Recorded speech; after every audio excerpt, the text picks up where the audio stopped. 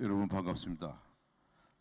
사실은 저는 평생 오퍼레이팅 시스템을 전공해온 사람이라서 소프트웨어 엔지니어링에 대해서는 아마추어 수준인데 조금 실수를 하더라도 너그럽게 봐주시면 고맙겠습니다.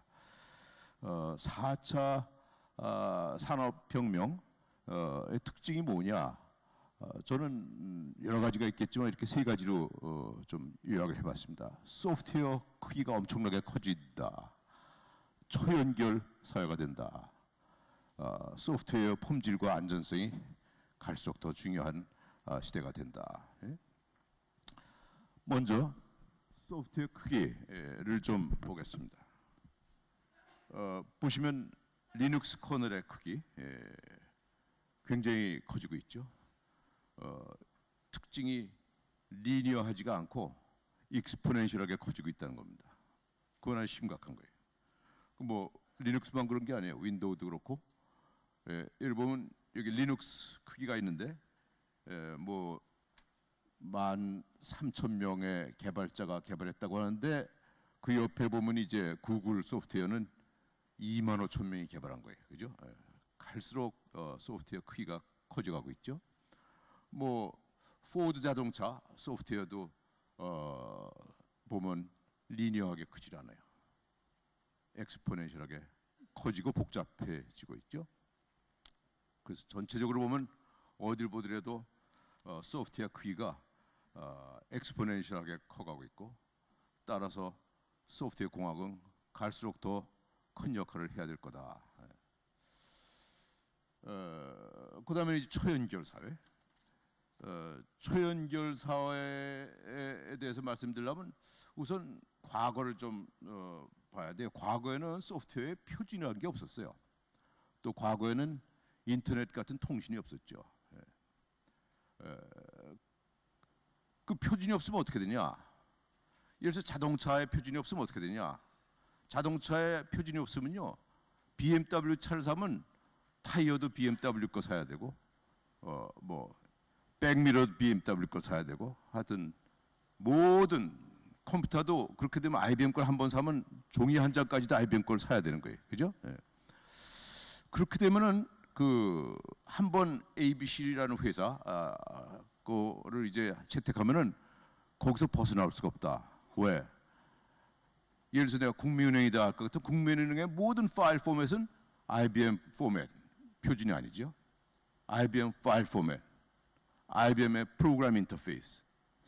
이렇게 되니까 한번 5년, 10년, 20년 거기와 거래하고 나면 거기서 빠져나오는 데 드는 전환 비용이 너무 비싼 거예요.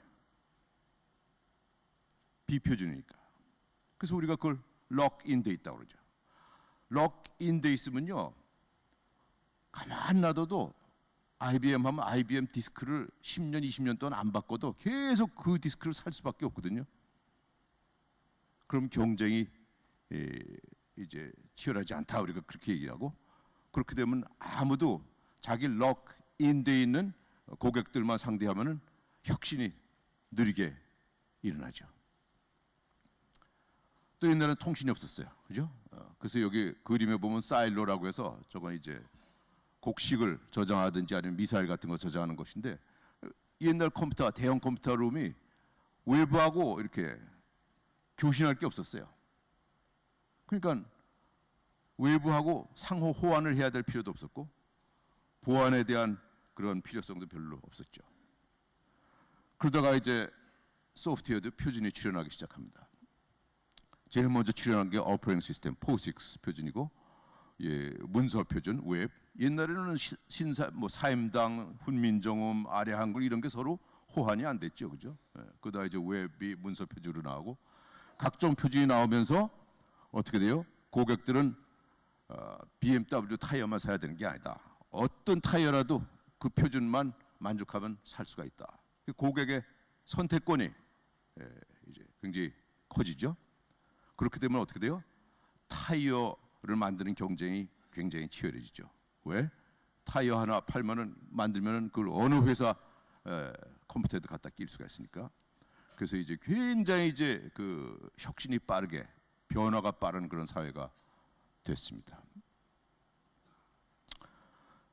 그래서 초연결 사회는 이런 표준이 없으면 불가능했습니다.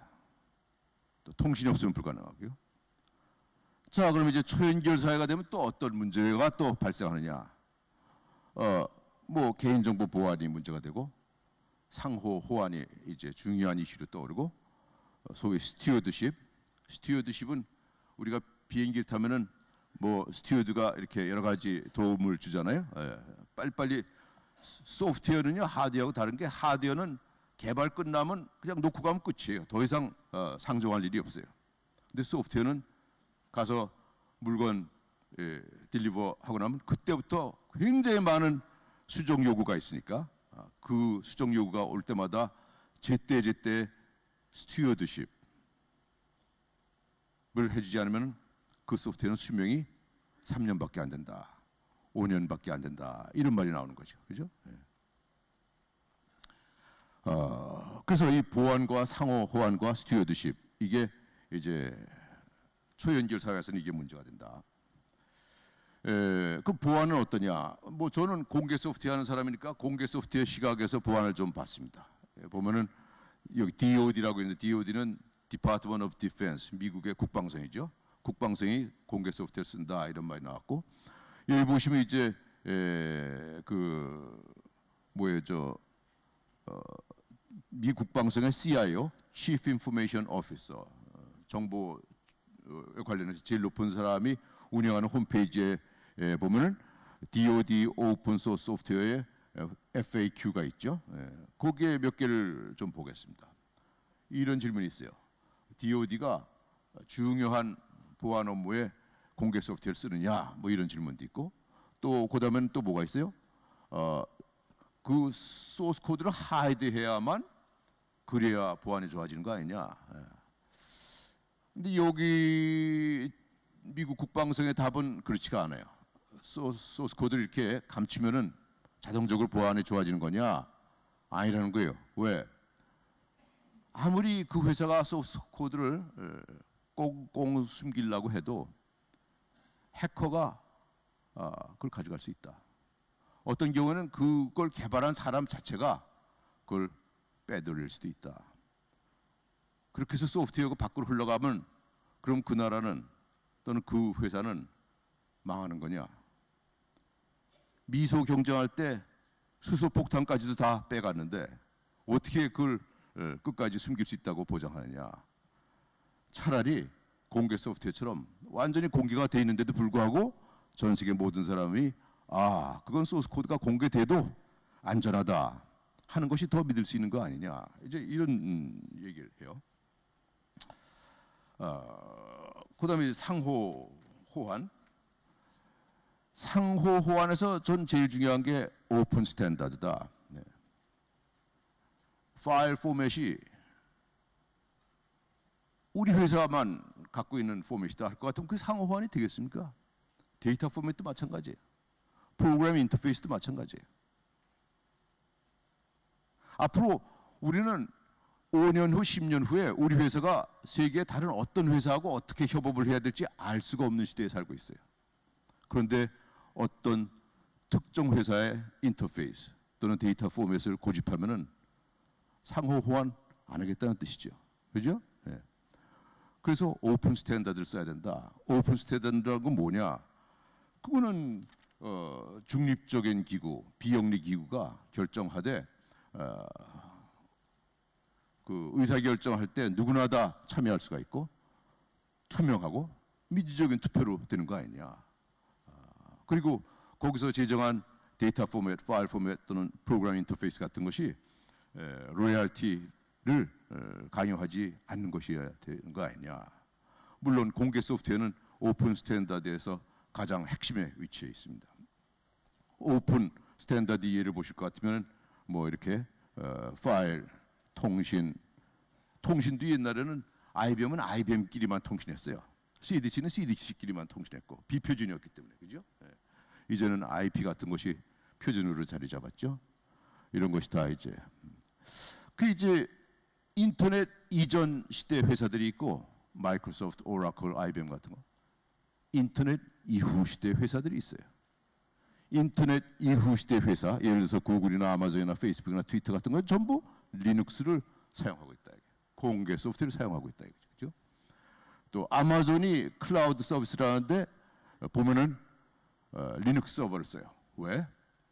클라우드를 위해서 서버가 50만 대가 필요하기 때문에. 그 50만 대가 다 리눅스를 쓰면은 무료죠. 그렇지 않으면 한 대당 수십만 원씩 로열티를 내야 돼요. 그랬을 경우에 그 클라우드를 가지고 여러분에게 무료 이메일 계정, 무료 하드디스크를 줄 수가 없죠. 뭐 그거는 다른 회사도 마찬가지예요. IBM이 AI나 빅데이터를 할 때 리눅스 서버를 쓴다. 그래서 공개 소프트웨어가 굉장히 많이 쓰이고 있다. 초연결 사회의 마지막 그 스튜어드십. 옛날에는 사일로처럼 웹 인터넷이 없었기 때문에, 또 옛날에는 표준이 없었기 때문에 어차피 국민은행하면 국민은행 전산실 안에서만 데이터가 왔다 갔다 했지 외부하고 단절돼 있었잖아요. 그런데 이제 초연결 사회가 되면 어떻게 돼요? 밖에서 뭐 PDF 뭐 새 버전이 날라온다, 또는 아래 한글 2018이 날아온다 하면 외부의 변화에, 기술 변화, 표준의 변화, 새 서비스 이런 거에 매일매일 빨리 적응하지 않으면 살아남을 수가 없는 거예요. 그렇죠? 그것이 이제 초연결 사회고요. 물론 품질이 중요해지죠. 왜? 4차 산업혁명 시대에는 이 소프트웨어가 리얼 월드를 실시간으로 제어하지 않습니까? 교통이 그렇고, 의료가 그렇고, 에너지가 그렇고, 무기가 그렇고 말이죠. 그래서 거기서 무슨 안전이나 품질이 문제가 생기면은 그것이 요구하는 희생, 대가는 대단하다. 우리는 그것을 여러 군데서 지금 체험하고 있다. 그래서 갈수록 소프트웨어는 더 커지고 더 자주 수정을 해야 되고 외부가 바뀔 때마다 무조건 수정해야 돼요. 그리고 더 많은 파트너하고 연결을 해야 되는데 품질은 더 엄격하게 해라. 이렇게 하면 결국 답은 소프트웨어 엔지니어링 밖에는 답이 없는 거다. 그럼 소프트웨어 엔지니어링은 구체적으로 뭐냐? 여러 각도가 있겠지만 저는 세 가지만 여기서 말씀드리려고 합니다. 먼저 용어를 말씀드리는데, 용어, 예를 들어서 100명, 1000명의 개발자가 있다고 할 것 같으면 그 사람 모두의 코드를 중앙에 모아두는 곳이 있어야 되죠. 그거를 이제 중앙 소스 코드 저장소라고 하고, 거기서 이제 체크아웃을 해요. 파일을 내려받아서 거기서 이제 작업을 하고, 작업이 끝나면은 체크인을 하죠. 그런데 체크인이라기보다는 커미트라고 하죠. 커미트를 하죠. 커미트 하면은 그냥 그걸 접수받는 것이 아니고 컴파일 해보고, 링크 해보고, 스모크 테스트 해보고, 이걸 다 합격을 해야 저장소에서 이제 접수를 하는 거죠. 자, 또 하나 용어는 fault라는 말과 error라는 말은 다르다. fault는 잘못된 것 자체고, error라는 것은 그것이 파급시키는 현상으로 드러나는 효과다. 그 소프트웨어는 이 건설하고 굉장히 유사하다고 그러죠. 건설의 경우 어떻습니까? 기초 공사를 해요. 그래서 뭐 하수도 뭐 상수도 이런 걸 하고, 그다음에 축대를 쌓고, 그다음에 콘크리트를 치고, 뭐 전기 이렇게 배관을 하고 이렇게 마감재를 하는데, 이걸 다 63빌딩 다 지은 다음에 자 그럼 지금부터 품질 검사합시다 이렇게 하나요? 콘크리트 철근이 반밖에 안 들어가는데 부시고 다시 하시오 이렇게 안 하죠. 이렇게 안 한다고요. 네? 어떻게 해요? 콘크리트 축대하면 상하수도 하면 상하수도 검사를 해요. 그걸 합격해야만 그 다음에 축대를 쌓죠. 거기서 또 철근을 세봐요. 그걸 합격을 해야만 그 위에다 이렇게 하고, 그래서 매 단계마다 그 다음 단계로 넘어가기 전에는 반드시 체크해야 되는 게 있어요. 그걸 합격해야만 그 다음 단계로 넘어가는 거죠. 그래서 우리가 언제 체크를 하고 언제 잘못된 걸 시정하느냐에 따라서 그 시정에 드는 비용이 다르기 때문에 뒤에 가서 체크하고 뒤에 가서 픽스할수록 10배, 100배, 1000배 돈이 나오는 거죠. 그래서 우리가 건설도 보면은 매 단계마다 그 다음 단계 넘어가기 전에 현 단계에서 체크해야 될 거 체크하고 넘어가는 거예요. 그 소프트웨어도 마찬가지예요. 소프트웨어도 다 끝난 다음에 한꺼번에 품질 테스트하는 게 아니고 매 단계마다 테스트를 하는 거죠. 왜? 소프트웨어가 뭐 리눅스 같은 경우 뭐 그렇게 크지도 않은 건데 13,000명이 25년 걸려서 한 거 아니에요? 이거 어느 건물이 25년 걸려가지고 13,000명이 짓는 건물이 어디 있어요? 그러니까 소프트웨어도 매 단계마다 체크하고 잘못된 게 있으면 가장 조기에 그걸 시정해야 된다. 그리고 그것을 이제 그래서 매 단계마다 그 다음 단계 넘어가기 전에 게이트가 있는 거예요. 게이트에서 너 이번 단계에서 철근 제대로 넣었어? 그 퀄리티를 체크하는 거예요. 그죠? 체크를 해서 그러니까 매 단계마다 게이트에서 할 일이 있는 거예요. 그리고 그걸 테스트하고 체크하는 툴이 있는 거예요. 그리고서 그것을 보고 어떻게 검사해 봤더니 어떻게 나왔다 보고 양식이 있는 거예요. 그리고 그걸 중앙에 집계하는 데이터베이스가 있는 거예요. 그걸 어떻게 해야 된다는 규정이 있고 신입사원한테 그걸 교육을 시켜야 되고 그걸 제대로 이행 안 했을 경우에는 인사 규정이 있어야 되는 거예요. 그래서 건축하고 똑같아요. 그래서 이런 작업 일지 누가 언제 어떤 검사를 했고 검사 결과는 어떻게 나왔고 그거를 소스 코드 버전하고 함께 번들링해서 데이터베이스화 해야 되는 거죠. 저렇게 하면 뭐가 좋냐? 뭐 63 빌딩을 지을 때 하자가 없는 빌딩을 지읍시다. 또는 뭐 우리가 어떤 클라우드 뭐 이 시스템을 만들 때 하자가 없는 소프트웨어를 만듭시다. 우리 1000명이. 그걸 그런 그 웅변 같은 말은 여기서 통하지 않죠. 지금처럼 fix early, check early 그렇게 하면 어떻게 돼요? 모든 사람이 이행 가능한 것을 요구하는 거예요. 그죠? 너는 철근을 세라. 너는 시멘트를 세라. 예? 그리고 절차, 툴이 있고 양식이 있고 규정이 있고 영어로는 이걸 5P라고 그래요. Plan, Procedure, Policy 뭐 이렇게 얘기하는 거죠. 그리고 모든 검사가 또 해야 될 일이 실명으로 되어 있고 실명 책임이 주어진다. 육하원칙에 의해서 보고하게 돼 있다. 이 작업 일지하고 데이터베이스는 영구 보존이 된다. 나중에 비행기가 떨어졌다 할 것 같으면 누가 책임이 있는지 법적 효력, 법정에서 법적 효력까지 있다. 그래서 모든 종류의 버그를 철근의 개수, 시멘트의 포대수 이런 것을 가장 일찍 잡게 돼 있다. 그래서 이런 작업 일지가 없으면 이런 데이터베이스가 없으면 그런 걸 CMMI 레벨 2, 3, 4 이렇게 얘기하는 거 아니에요? 그게 없으면 소프트웨어를 수출할 수가 없다. 또 외국에 있는 소프트웨어 회사하고 아웃소싱도 못한다. 그게 이제 국제 관행이 돼 있죠. 지금까지 체크 얼리, 픽스 얼리를 말씀드렸어요. 그다음엔 스몰 커미트. 폴트의 또 하나 특성은요. 버그가 하나 있으면요. 그것이 밖으로 드러나는 현상이 굉장히 요란해요. 저랑 한번 보겠습니다. 자, 맨 밑에 펑션이 있어요. 여기서 빨간 스테이트먼트, 빨간 익스프레션이 버그가 있는 거예요. 그러면 x에 엉터리 값이 들어가요. 그래서 그 x를 리턴해요, 이 펑션이. 그러면 그걸 리턴 받은 펑션은 엉터리 값을 받아가지고 그 엉터리 x를 가지고 또 다른 펑션에게 그걸 줘요.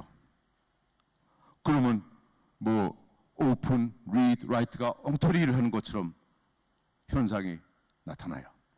그리고선 여기서 또 엉터리 x를 만들어서 그걸 또 리턴 시켜요. 그럼 그 위에 레이에서 또 멀쩡한 펑션들이 엉터리 일을 하는 것처럼 밖으로 드러나요. 그러니까 버그는 하나가 있는데 의심은 수백 개, 수천 개의 펑션에게 의심의 눈길이 간다. 그러니까 우리가 이렇게 펑션들이 있는데 제가 맨 밑에 이 부분만 브라운색만 수정을 했어요. 그리고 거기에 버그가 하나 들어갔어요.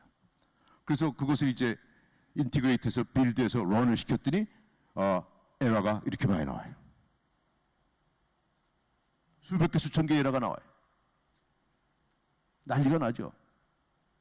근데 한 파일만 내가 바꿨으면은 난리칠 거 없어요.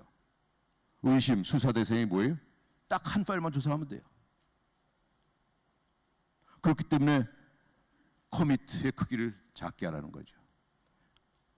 만일 커미트 크기를 작게 안 하고 반대로 수백 명이 와글와글 전부 10개, 20개, 30개씩 파일 들고 와가지고 400~500개를 한꺼번에 바꿔가지고 인티그레이트하고 빌드하고 커밋했으면 어떤 일이 벌어질까요? 1000개 파일을 한꺼번에 수정하고 한꺼번에 커밋했다.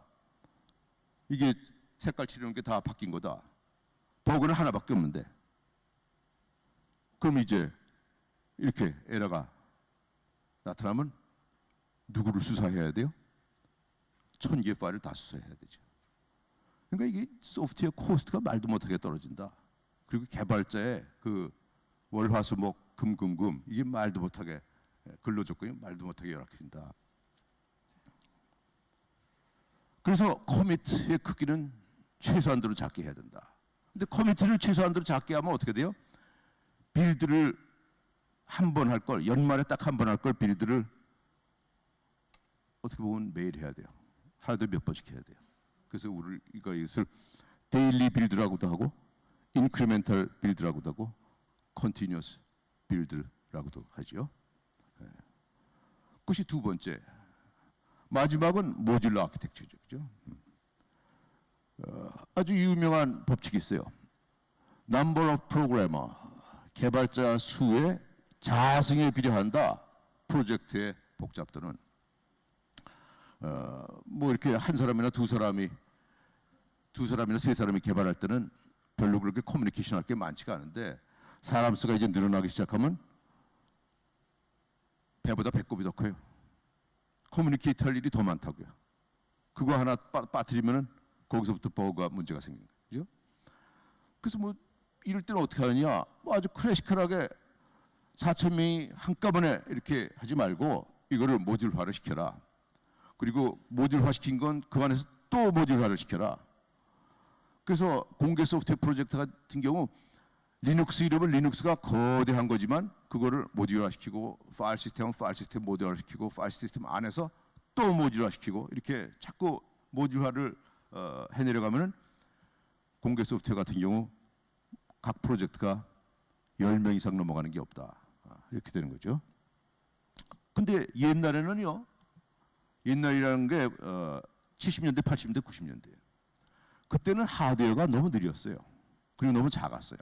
메모리도 500KB, 디스크도 500KB. 그러니까 그때는 소프트웨어를 팔아먹으려면요. 어떻게든 더 빠르게 만들어야 되고 어떻게든 소프트웨어를 더 작게 만들어야 되만 주어진 값에서 더 많은 기능을 더 빠르게 제공하게 되었죠. 그래서 하드웨어가 너무 느리고 비쌌기 때문에 옛날에는 모듈러 소프트웨어는 그건 생각을 못했어요. 그건 너무 큰 사치였어요. 다 모노리틱으로 짰고 하이 레벨 랭귀지 못 짜고 다 어셈블러로 짰어요. 그렇게 30년, 40년을 지내왔어요. 그런데 최근에 여기 보면 모노리틱이죠. 이게 모듈러가 아니에요. 공개 소프트웨어 커뮤니티는 그렇게 안 했죠. 공개 소프트웨어 커뮤니티 왜 그렇게 안 했어요? 공개 소프트웨어 커뮤니티는 비영리예요. 이게 뭐 소프트웨어를 팔겠다는 게 아니에요. 빨라야 될 필요도 없고 소프트웨어 크기를 줄여야 될 필요도 없어요. 대신 공개 소프트웨어는 뭐가 제일 큰 숙제인가 하면 전 세계의 모든 사람을 끌어들여야 되겠다. 협업이 가장 쉬워야 되겠다. 협업이 편해야 되겠다. 그건 소프트웨어 엔지니어링이죠. 거기에 부단히 투자를 했죠. 그래서 공개 소프트웨어 진영이 소프트웨어 엔지니어링과 소프트웨어 개발 툴이 회사 것보다 더 좋아요. 근데 이제 시대가 바뀌어서 하드웨어는 말도 못하게 빨라지고 하드웨어는 말도 못하게 커졌어요. 뭐 좀 느려요? GPU 10대 써. 뭐 한 10만 원만 더 내. 하드웨어 값이 돈값이 됐어요. 디스크 뭐 100기가 10만 원만 내.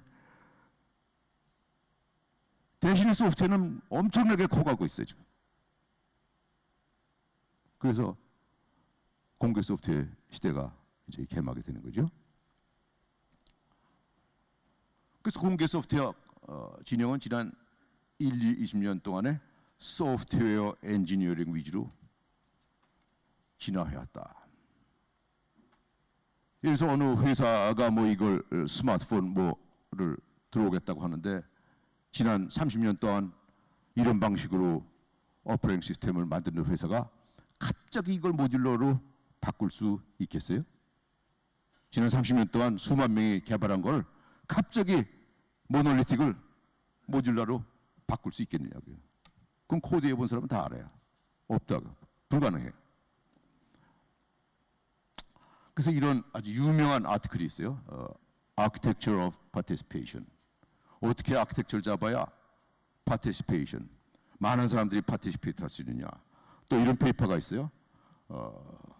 Architecture of Participation, Open Source Develop Model. 이거는 하버드 비즈니스 스쿨에서 나온 논문이에요, 그죠? 네. 여기 리눅스를 개발한 사람이 이런 글을 썼어요. 리눅스 토발드가 아키텍처가 more important than source code.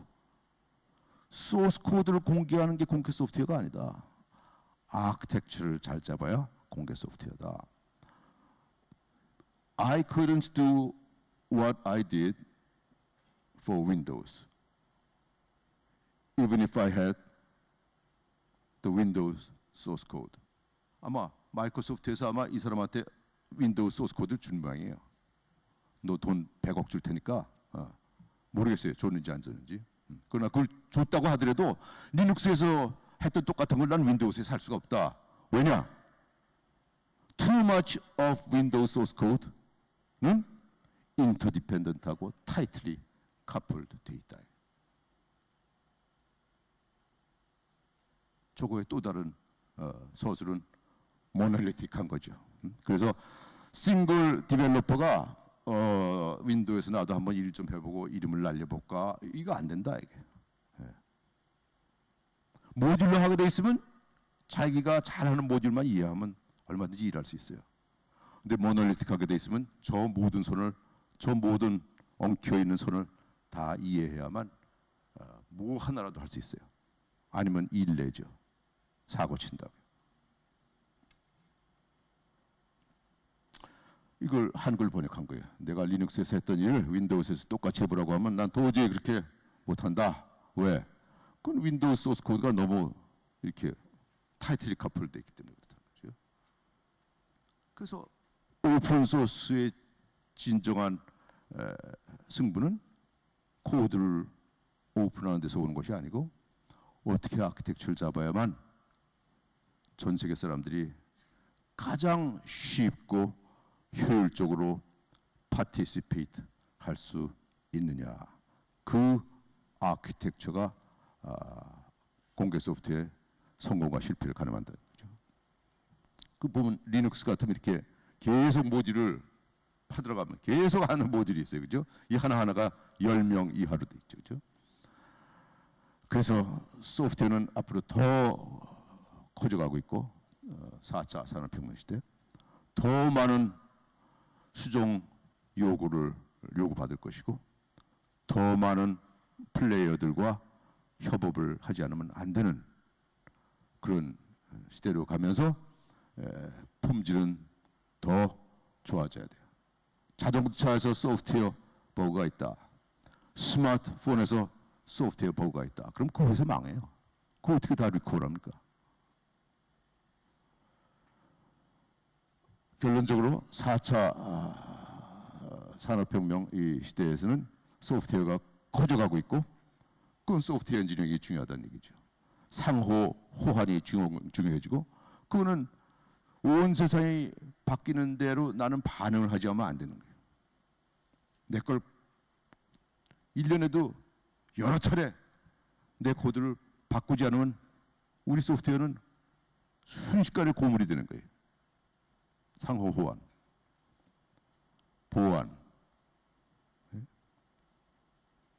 이 모든 것에 대해서 소프트웨어 엔지니어링만이 답이다라고 제 나름대로 한번 결론을 내봤습니다. 제가 이쪽 전공이 아니라서 좀 실수를 했더라도 양해를 부탁합니다. 감사합니다.